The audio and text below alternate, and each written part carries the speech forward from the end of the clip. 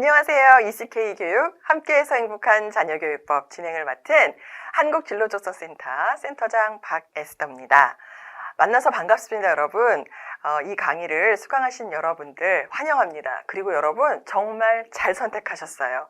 네, 물론 소문 듣고 오신 분들도 많으실 거예요. 저희가 진행하는 그 옥타고노시스 검사 이론을 익히 아시고 또 검사도 받아보신 분들도 또 계실 텐데요. 네, 여러분 전부 다 환영합니다. 자, 이 강의는 어떻게 진행되고 어떤 식으로 또 강의를 듣게 되시는지, 그리고 제가 무슨 말을 할 건지 이런 것들에 대해서 소개를 해드리려고 해요. 우리 이런 노래 혹시 들어보신 적 있으세요? 떠나요 둘이서 모든 걸 홀을 버리고, 이런 노래가 있죠. 네, 처음부터 귀를 버리게 해드려서 죄송합니다. 네, 우리 둘이서 가는 거예요. 다 홀을 버리고 강의를 듣는 우리 어머님 또는 아버님과 제가, 우리 둘이서 가는 겁니다.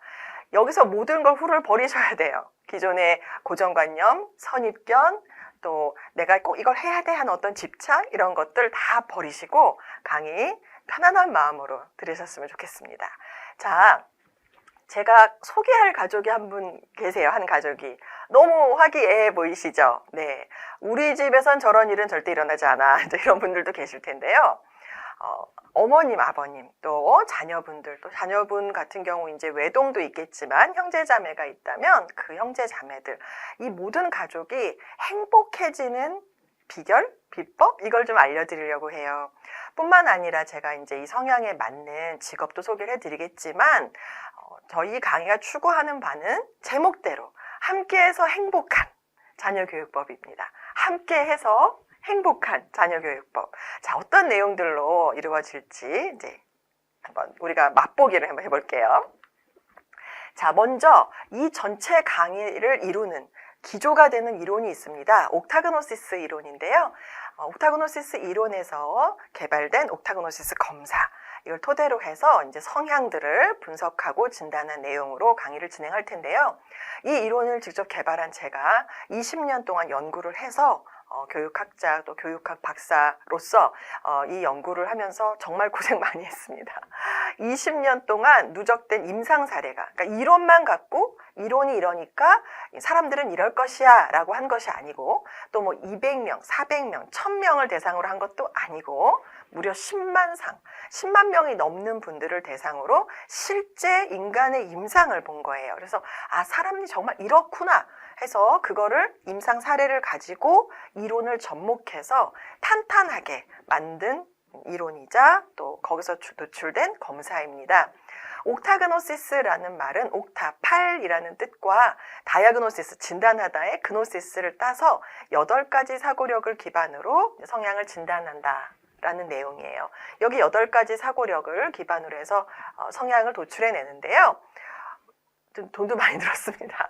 20억 넘는 그 투자를 하면서 정말 고생하면서 여러 논문, 수십만 명의 임상 사례도 있지만 여러 논문들도 보고 또 교육학 박사로서 공부를 하면서 어떤 하나도 빈틈이 없도록 구체적이고 정확한 결과가 나올 수 있도록 만들어진 이론과 검사입니다. 그래서 이제부터 이 이론에서 근거한 내용들로 배우게 되실 텐데요. 8가지 사고력이라는 것은 여기 사실적 사고력부터 수평적 사고력까지 이 사고력을 기반으로 하기 때문에 도출된 성향은 잘 변하지 않습니다. 이런 질문들 많이 하세요. 성향은 나이가 들면서 좀 달라지지 않나요? 이러시는데 그렇지가 않습니다. 예를 들어서 김연아 선수 제 팬인데요. 예전 국가대표 피겨 스케이터셨죠? 제가 김연아 선수가 너무 되고 싶어요. 그래서 제가 막 10,000시간을 들여서 막 노력을 해요. 근데 저는 타고난 게 그게 없어요. 그렇다면 과연 될 수 있을까요? 어느 정도 뭐 평균이나 평균 이상 갈 수 있겠지만 선수급으로는 하기는 어려울 겁니다. 또 김연아 선수에게 지금 은퇴하시고 다른 활동하고 계시는데 한참 지난 다음에 한번 스케이트 타보세요 라고 했을 때 저 이제 나이가 들어가고 성향이 바뀌어서 못해요 이러진 않으신단 말이죠. 성향은 변하지 않고요. 기호가 달라지는 겁니다. 내가 좋아하는 것, 또 싫어하는 것, 이런 기호가 달라지는 건데요. 이 기호는, 그러니까 호불호죠. 좋아하는 것, 싫어하는 것, 이런 것은 나이가 들면서 바뀔 수가 있어요. 왜냐하면 경험하는 경험치가 넓어지고 하다 보니까 어릴 때는 몰랐던, 예를 들면 뭐 피겨스케이터라든가 이런 거에서 몰랐는데 나중에 접해보니까, 하는 걸 보니까 이거 좋겠다. 나도 좀 하고 싶다라든가 이런 게 생길 수가 있어요. 일단 그런 게 생긴 다음에 이것이 내 적성에 맞는가를 보셔야 되는데요. 보통 12세 미만일 경우, 12살 아래인 경우에는 옥타그노시스 검사만이 아니라 어떤 검사도 사실은 안 하시는 게 좋아요. 왜냐하면 12세를 기점으로 해서 정말 내 성향이 좀 고착이 돼 가기 시작합니다. 왜냐하면 이건 제 얘기만이 아니라 사회심리학자인 이 에릭슨이라는 분도 말씀하신 건데요. 또 그 외에 다른 심리학자분들, 행동심리학자들도 얘기하고 있는 바가 12살이 돼야 자아 정체성이 확립이 된다고 합니다. 역시 저도 연구하면서 발견한 것인데요. 그래서 사춘기 때 받아도 될까? 사춘기인데 정확할까 생각하시는데 그때부터 정확해집니다. 왜냐하면 12살 전에는 사실 제가 그런 사례도 있었어요.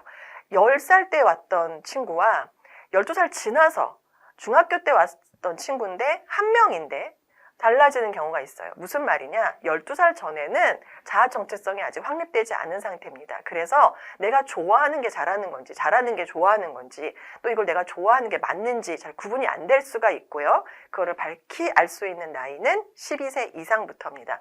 자아 정체성이 확립된 이후부터가 중요하고요. 아유, 내가 나이가 많은데 뭐 이런 거 필요 없지 않아요? 아니에요. 위 연령은 제한이 없습니다. 그래서 저희 센터에는 60세 분들도 오세요. 50대, 40대 분들도 오시고요. 그러니까 연령에 상한 제한은 없는데 하한 제한은 있습니다.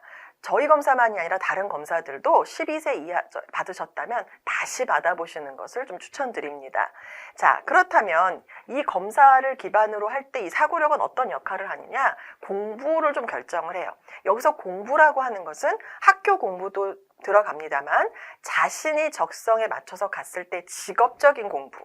제가 이 공부의 정의를 좀 다시 하고 싶어요. 학교 공부가 공부가 아니라 내가 하는 일에 맞는 그 일을 더 발전시키기 위해 내 역량을 좀 더 높이기 위한 공부가 진짜 공부입니다.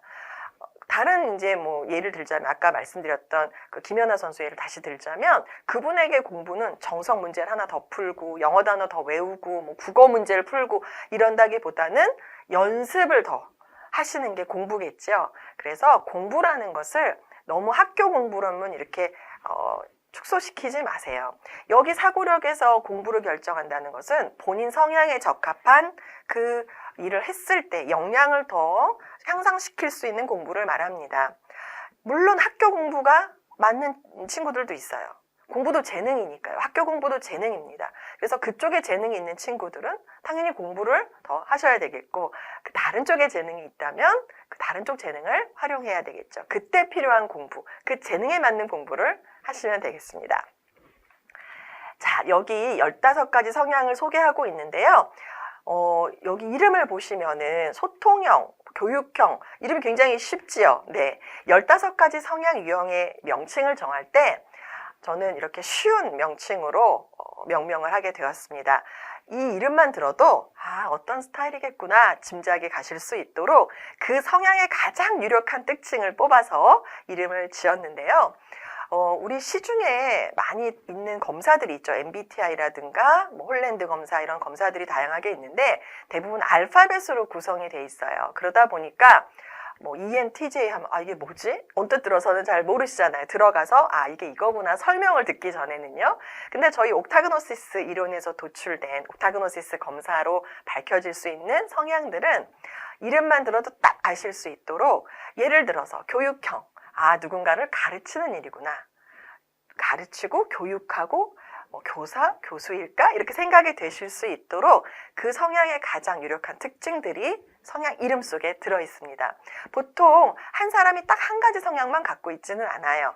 한 3개, 4개의 성향을 갖고 있으면서 내가 어떤 상황을 만나느냐에 따라서 이 성향이 좀 더 두드러지게 됩니다. 그래서 제가 하는 일은 이 성향과 상황을 딱 맞아서 이 상황에서 내 성향, 내 재능을 더 많이 드러내실 수 있도록 그 성향과 상황을 맞춰드리는 일을 하고 있는 거죠. 그래서 이제 학과나 직업 이런 거를 찾아드리는 일이죠. 자, 그런데 기존에 있었던 검사들 중에서 MBTI 검사 같은 경우는 100년 전에 소설가가 만든 검사예요.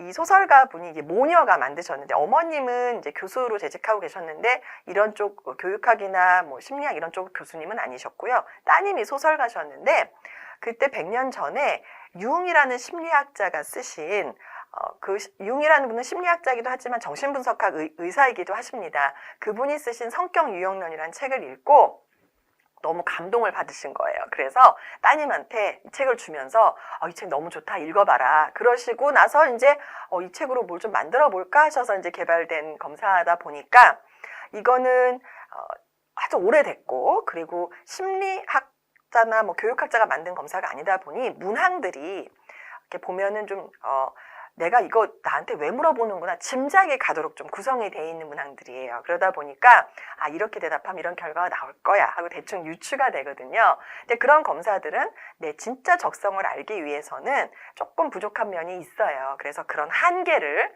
다 극복해서 이제 개발된 검사로 나온 성향을 이제 오늘부터 이제 시작을 하실 건데요.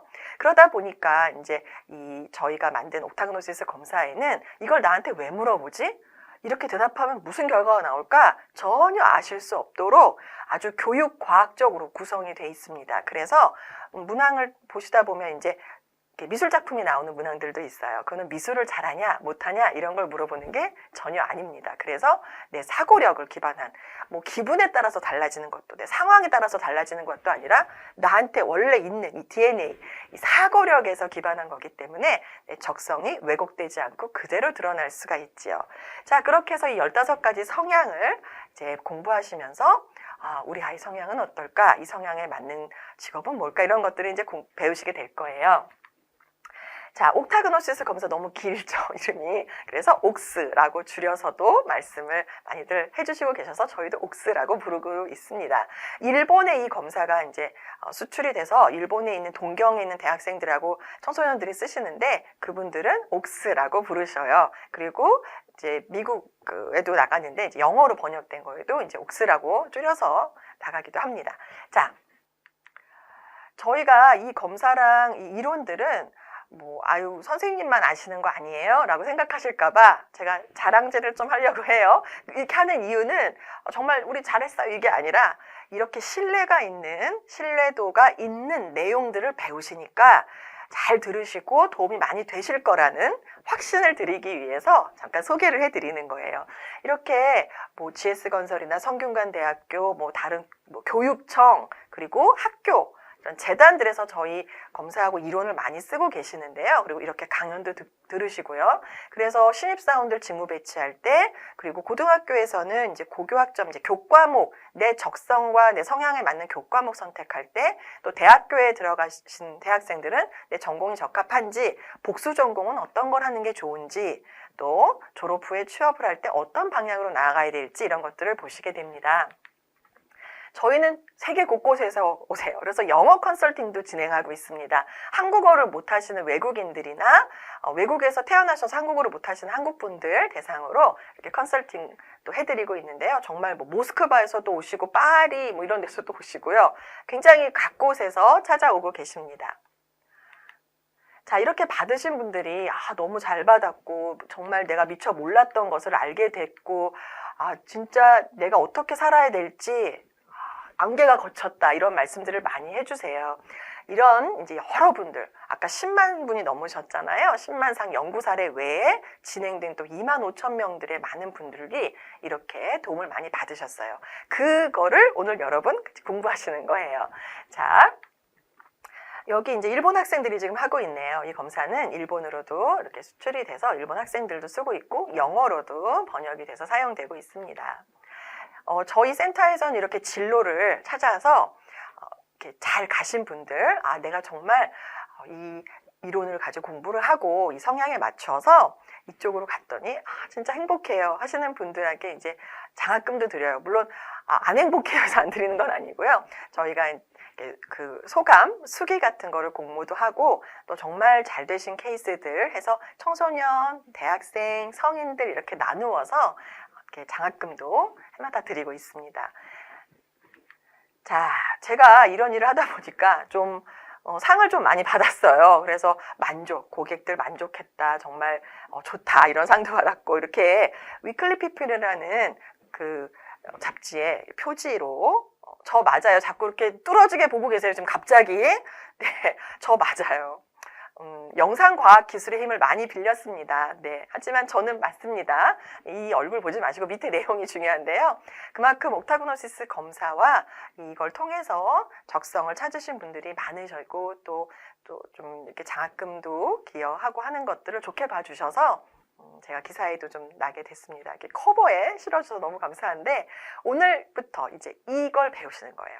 그래서 이렇게 신뢰도도 있고 인지도도 있는 검사와 또 그걸 통해서 나타난 성향과 또 성향을 통해서 드러나는 학과, 직업, 적성 이런 것들, 다양한 것들을 배우시게 될 거니까요. 귀 쫑긋 세우시고 아까 말씀드렸죠? 모든 걸 다 훌훌버리시고 마음 편안하게 이제 들으시면 되겠어요. 자, 이 강의는요. 성향에 대한 강의라고 말씀드렸잖아요. 자, 성향이 그냥 말로는 그렇겠다라고 하시는데 피부로 와닿게 한번 제가 보여드릴게요. 자, 여기 탕수육이 있어요. 보통 소스를 찍어 먹냐, 부어 먹냐 이게 좀 다르시잖아요. 아마 해보세요. 댁에서도. 다 똑같이 나오지 않으실걸요? 다 똑같이 나온다면 이거 정말 같은 성향들이 계시는 걸 수 있어요. 자, 한번 손 들어 볼게요. 찍먹. 손 들어보세요. 나는 찍어 먹어. 탕수육은 이렇게 찍어 먹어야지 맛있지. 찍먹 한번 손 들어보세요. 네. 탕수육은 부어 먹는 거지. 쪼잔하게 찍어 먹어. 그냥 스케일 확 부어 그냥 계속 부어 드시는 분들 한번 손 한번 들어보세요. 네. 벌써 갈리죠. 찍먹파, 부먹파가 갈려요. 이게 바로 성향의 차이입니다. 이제 좀 느낌이 오시나요? 아, 이런 거구나. 이렇게 느낌이 좀 오실 거예요. 자, 그래서 이 성향의 차이를 배우시는 겁니다. 왜 배우나? 성향을 존중하기 위해서. 누구의 성향을? 내 자녀의 성향을 존중하고요. 그걸 통해서 나도 내 성향을 알게 되면서 아, 우리 아이와 내가 이렇게 다르구나 또는 이렇게 같구나 이렇게 하시면서 아이의 성향을 존중해 주시기 바랍니다. 그리고 이 강의는 그걸 도와드리는 강의예요. 자, 성향을 존중한다는 게 뭘까요? 아까 말씀드렸던 것처럼 성향 차이를 인정하는 거예요. 자, 성향을 존중하면 어떤 일이 벌어질까요? 네, 상대방을 이해하게 되고 이해하게 되면 사랑하게 됩니다. 사랑하게 되면 행복이 따라오겠죠. 그래서 함께해서 행복한 자녀 교육이 이루어지는 겁니다. 아, 우리 아이 저 사랑해요. 네, 사랑하시죠. 하지만 결이 다른 사랑을 하시게 될 거예요. 저 지금 행복해요. 네, 물론 행복하실 겁니다. 하지만 그 행복의 급이 훨씬 더 올라간 또 질이 다른 행복, 지금까지랑 달랐던 행복을 맛보시게 될 겁니다. 제가 확신하고 장담합니다. 자, 이 강의 끝까지 들으시면 그 행복한 길로 가실 수가 있어요. 자, 그럼 강의는 어떻게 구성되는지 소개해 드릴게요. 성향이란 무엇인가? 15가지 성향에 대해서 구체적으로 말씀드릴 거예요. 어떻게 존중해야 될까? 존중하는 방법 설명드릴 겁니다. 내 아이의 성향, 이게 제일 중요하죠. 어떻게 보면 네, 설명드릴 거고요. 내 아이 성향은 어떤 걸까? 아실 수 있을 겁니다. 그럼 거기 맞는 직업, 어떤 일을 하라고 해야 좋을까? 어떤 일을 해야 우리 아이가 행복하고 잘할 수 있을까? 설명드릴 겁니다. 나하고 우리 아이가 이렇게 케미라고 하죠. 잘 맞나? 잘 안 맞나? 찰떡인가? 개떡인가? 그런 케미, 이런 것들. 얼마나 나와 아이의 어떤 그 자기 이해도가 높은지 이런 것들도 함께 보실 거예요. 자, 그리고 이제 테스트가 좀 있습니다. 내가 잘 들었는지 강의 끝날 때마다 체크리스트를 통해서 강의의 이해도를 한번 점검해 볼 거예요. 자, 이런 아이 안 들려 안 들려 엄마가 무슨 말해도 안 들려 아마 댁에 계실 겁니다. 청소하라 그랬더니 막 노래하고 막 더질러 막 이런 아이도 아마 계실 겁니다. 자, 어떻게 했었어요? 지금까지 어떻게 하셨어요? 너는 도대체 이렇게 하셨나요? 그러지 마세요. 안 그럴 수 있는 방법 강의 끝까지 들으시면 아하 하시게 될 겁니다. 자, 그래서 모녀끼리, 부녀끼리, 또 모자, 부자끼리 이렇게 어머님, 아버님, 부모, 자녀 간의 화합과 소통과 또 이해가, 사랑이 일어나서 이렇게 행복한 가정을 이룰 수가 있습니다. 자, 이제 여러분 차례예요. 우리 집 차례입니다. 자, 강의 끝까지 들으시면 제가 아까 말씀드렸죠? 확신하고 장담합니다. 우리 집 차례예요, 여러분. 함께해서 행복한 자녀 교육 저와 함께 이루어 봅시다. 자, 이제 강의 시작할 텐데요. 끝까지 완강하시고요. 행복한 자녀 교육법의 전문가가 되셔서 자녀분들과 행복하게 하루하루 지내시길 바랍니다. 화이팅 하시고요. 잠시 후에 우리 강의에서 만날게요. 감사합니다.